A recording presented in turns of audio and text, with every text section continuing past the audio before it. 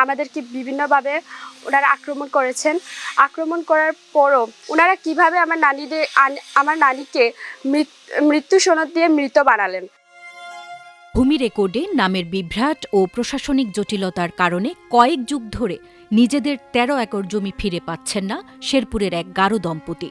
উচ্চ আদালতের রায় পেলেও স্থানীয় প্রভাবশালীদের দৌরাত্ম্যে জমির দখল বুঝে নিতে পারছেন না তারা।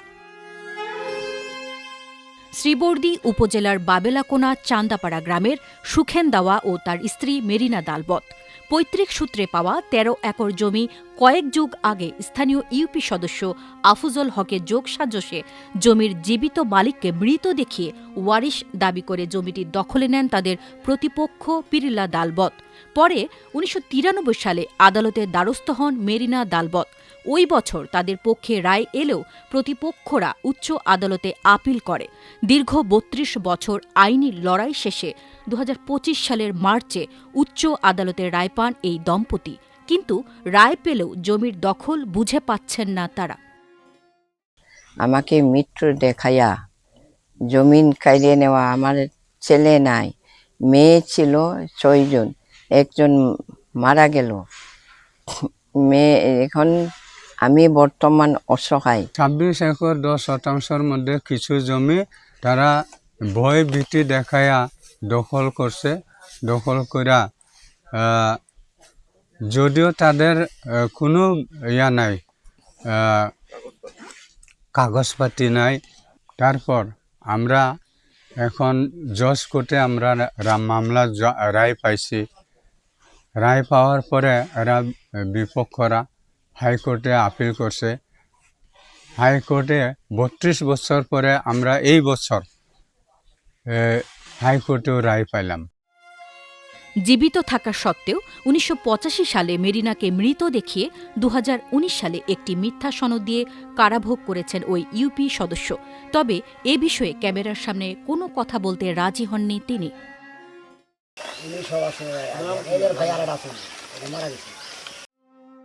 মেরিনা দালবতের প্রথম স্বামী দীপেন্দ্র মারাকের মৃত্যুর পর তিনি সুখেন দাওয়াকে বিয়ে করেন। তাদের সংসারে ৪ কন্যা সন্তান রয়েছে।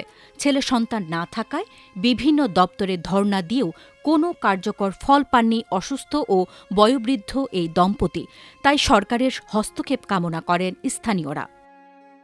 মেরিনা সাংমা ওদেরই সয় সম্পদ, এই সয় সম্পদের উপরে ওনাদের ছেলে নাই, মেয়ে ওনাগরে ছেলে না থাকাকালীন বিভিন্ন জনা এই সয় সম্পদের উপরে হামলা করে এবং আমরা যে ইজারাবাদটা হাই আমাদেরও হামলা করে এবং আমাদেরও কেস দিছে, আমাদের নামেও কেস দিছে। আমি জানি যে মিরি অনেকে এটা সত্য লোক, ঠিক আছে। আর মিরিকে তারা আপনার মৃত্যু বানায় মামলা করে, মামলা মানে এরা জোর করে সম্পদটা আর কি নিতে চায় আর কি। এটা আমরা চাই, এলাকাবাসী সবাই চাই যে যার জমিন সেই ফিরে পাক। জমির মেরিরই, কিন্তু যারা কেস মামলাটা করছে তা মৃত্যুবাসী অন্যভাবে দিয়ে মামলা করছে এই জমিনের পর। তো মামলা করার পরেও সে কেরাজি ডিগ্রি পাইছে, প্রায় তারপরেও কিন্তু জমিনের সে যার পাইতেছে না, তার কিন্তু মেয়ে ছেলে নেই। আমাদের আবাদি জমিতে আমরা আবাদ করতে যেতাম, তো পরবর্তীতে আমরা যখন গিয়েছি তখন আমাদেরকে বিভিন্নভাবে ওনারা আক্রমণ করেছেন।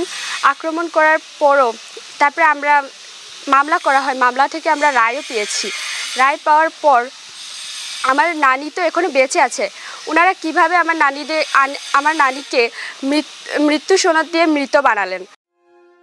মেরিনা সাংমা মোটলা সাংমা বা মোটনা সাংমা নামেও পরিচিত। বিআরএস রেকর্ডে জমিটি ওই ২ নামে নথিভুক্ত হলেও জাতীয় পরিচয়পত্রে তার নাম মেরিনা দালবত। এ সুযোগ কাজে লাগিয়ে জমিগুলো বেহাত হয়েছে বলে দাবি ট্রাইবাল ওয়েলফেয়ার অ্যাসোসিয়েশনের এই নেতার।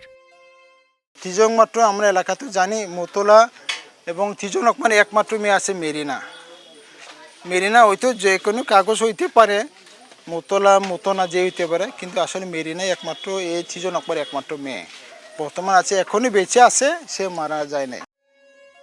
এদিকে ওই ক্ষুদ্র নৃগোষ্ঠীর এই পরিবারের পাশে থাকার আশ্বাস দিয়েছে স্থানীয় প্রশাসন। নৃগোষ্ঠী যে পরিবারটার যাদের জমি বেহাত অবস্থায় আছে তাদের বিষয়ে আমি কেবলমাত্র অবগত হলাম আপনার মাধ্যমে। আমি তাদের ব্যাপারে বাকি খোঁজ খবর নিয়ে ব্যবস্থা নিব। তাদের জমি তাদেরকে ফিরিয়ে দেওয়ার জন্য যা করতে হয় আইনানুগ ব্যবস্থা নেওয়া হবে।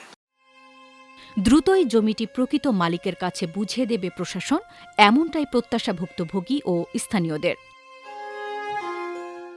মাল্টিমিডিয়া ডেস্ক, আমার দেশ।